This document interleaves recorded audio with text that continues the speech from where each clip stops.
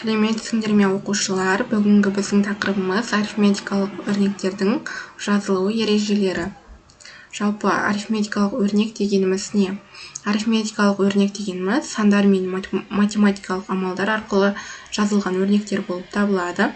Мысалға біз Pythonда 5 қосу 3, 10 минус 2, 4 көбейту 3 деген сияқты өрнектерді жазамыз. Бағдарламалау тілінде бұл амалдар арнайы белгілер арқылы жазылады. Енді біз Pythonда жазып көрейік. New file. Мысалға біз есепті құр өзін жаза салмай, алдына міндетті түрде print арқылы жазамыз.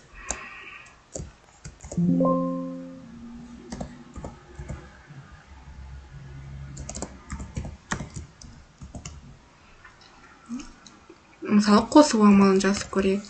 5 қосу 3. Екіншіде біз азайту амалын жазайық. 9 азайту 5 дейік. Бұл есептерді біз барлығымыз білеміз, қандай мәнде шығатынын. Біз бұны бағдарламалау тілінде Pythonның өзі есептейтіндей шығаруымыз керек. 2 көбейтілген 5 дейік.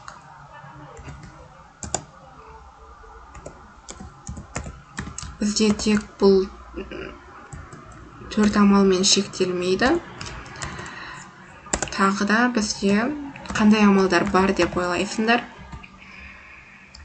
Әрине, қалдық табу. Мысалы, қалдықты біз қалай табамыз? 9% 2 дейік.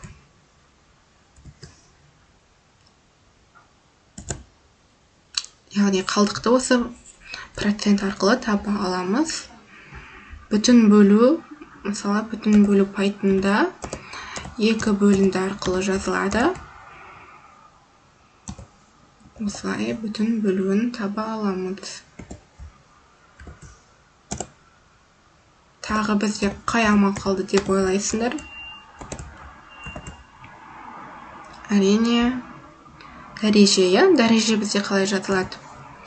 Дәреже бізде математикада жоғарыда 2 таңбасы тұрса, біз Pythonда осылай 2 жұлдызшамен жазамыз. Оны сендер презентацияда танысасыңдар.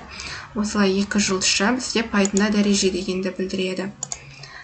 Сақтап аламыз.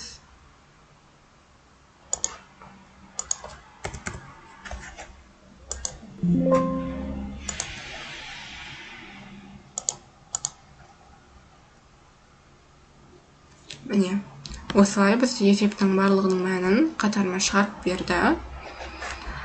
9-ның 2-ге бөлсе, оның бүтін бөлігі 4 шығады. 5-дің бүтін бөлігі 2 шығады. 5-дің квадраты 25 шығады. Дегенде осылай мәндерін шығарып берді. Осылайша Python барлық есептерді тез және дұрыс орындай алады. Тек біз есептің шартын дұрыс жаза білуіміз керек. Арифметикалық өрнектерді дұрыс жазу өте маңызды болып табылады. Назарларыңызға рахмет.